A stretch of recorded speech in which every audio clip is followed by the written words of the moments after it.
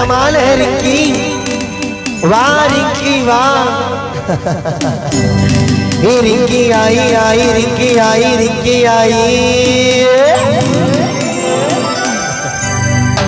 हे रिंकी आई हमारे गाँव पैसा चला के, रिंकी आई हमारे गाँव बुलारे पैसा बना के, पैसा बना के पैसा बना के पैसा बना के पैसा बना के, रिंकी आई हमारे गाँव बुलारे पैसा बना के, रिंकी आई हमारे गाँव बुलारे पैसा बना के।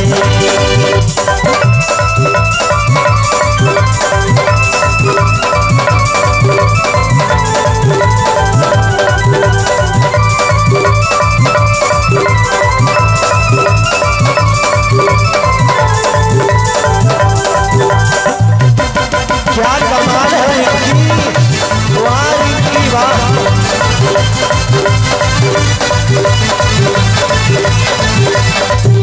हमारे स्टाइल रोडवा, मीठी मीठी बात बोले फोनवा, क्या कमाल है रिंकी।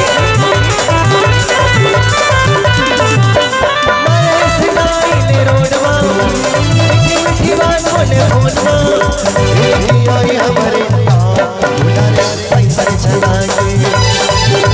रिंकी आई हमारे गाँव बुलारे पैसा सजा के।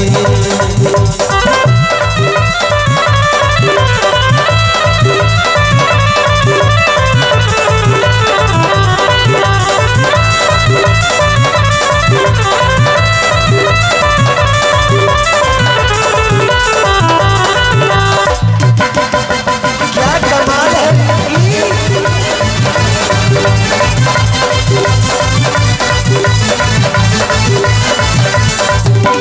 उम्र हमें हो गए 16-17, पूरम के हो गए भारी खतरा।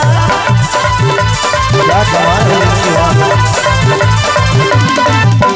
उम्र हमें हो गए 16-17, पूरम के हो गए भारी खतरा। रिंकी आई हमारे गाँव बुलारे पाउडर लगा के, रिंकी आई हमारे गाँव बुलारे